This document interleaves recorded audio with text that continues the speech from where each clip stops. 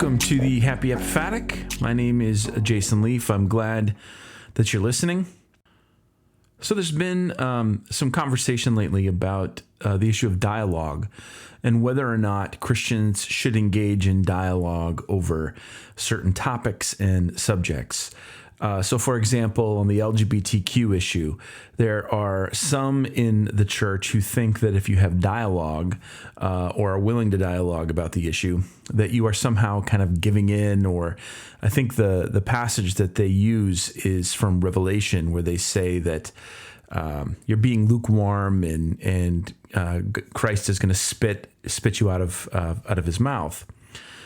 And what I want to focus on today is that question of dialogue and the significance of dialogue. I've been working through the rule of St. Benedict with my students. I'm doing that with both Rowan Williams and Joan Chiseter. And Joan especially, who is a Benedictine nun, has written a commentary on the rule. And so what I want to do is explore just a little bit what the rule is saying about what it means to be the Christian community and how that might even fit into the way we live in the world today and how we think about some of these issues. So the rule opens up with this paragraph. Listen, my son, to the master's instructions and take them to heart. These are the instructions of a loving father.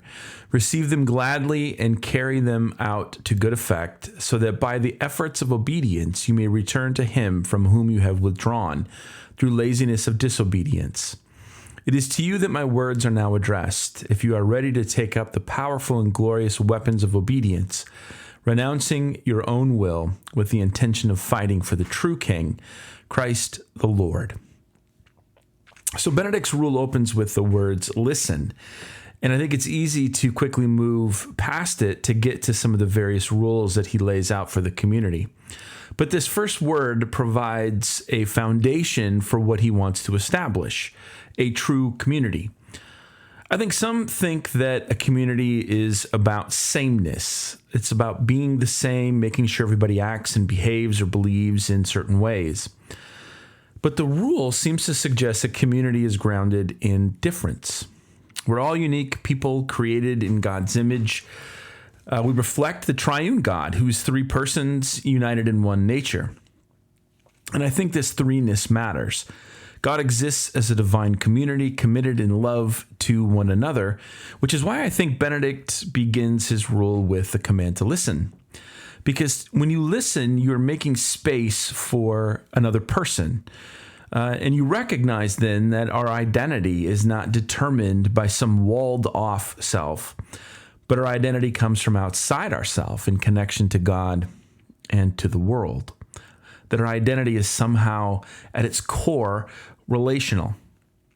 Rowan Williams, in his book on St. Benedict, he writes this: how often do we think about the holiness of the church as bound up with habitual acceptance of the otherness of others who have made the same commitment? And what does it feel like to image holiness as an unself-conscious getting used to others? And Joan Chiseter, in her wonderful commentary, writes this. She says, Benedict says, listen, pay attention to the instruction in the rule and to the important things in life.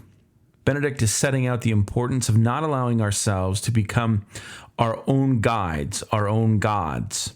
Obedience, Benedict says, the willingness to listen for the voice of God in our life, is what will wrench us out of the limitations of our landscape.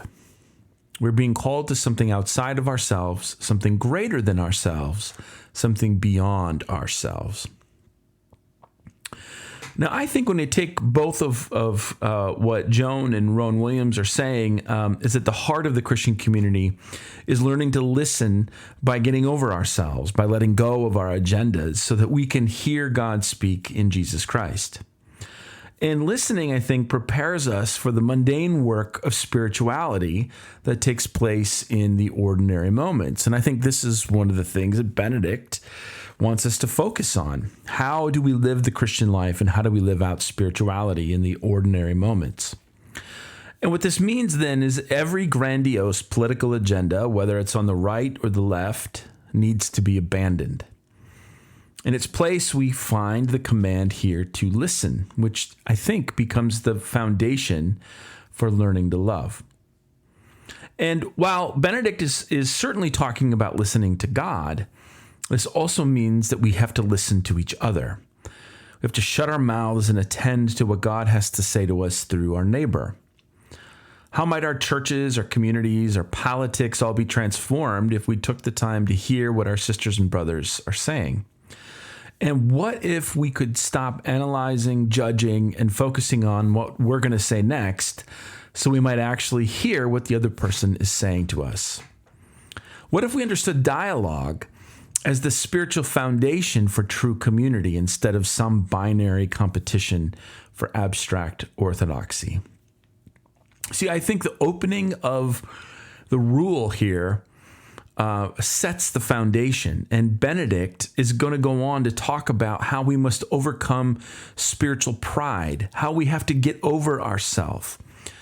And he's going to advocate for humility as the core of Christian spirituality, and humility as the foundation for the Christian life. And so the foundation for humility, I think you can argue, is listening. Giving our brothers and our sisters the opportunity to be seen and to be heard. And engaging in issues of morality and sin, which are very important, through the revelation of God's image in every person that we meet.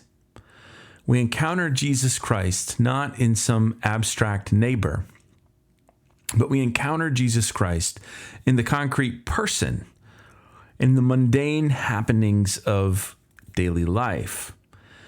Only then are we free to hear God's call. Only then can we get over ourselves and get to the work of actually performing acts of mercy and love.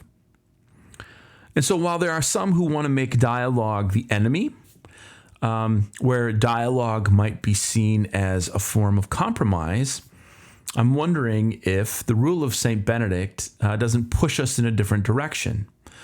Of course, Benedict is going to focus upon obedience and obeying God's word, but it also is going to push us into a different kind of obedience where we are obedient to one another, where we submit ourselves to one another. And it seems like Benedict is suggesting that all of this begins with the opportunity to listen to one another. To listen to one another implies that we're talking to one another, not to get our point across, not to make our point, not to bludgeon somebody with our point or our perspective, but to actually listen to someone and to try to determine where they're coming from. What's at stake for the person with whom I'm talking? And how can we come to some kind of mutual understanding? And in that mutual understanding, Christ becomes present.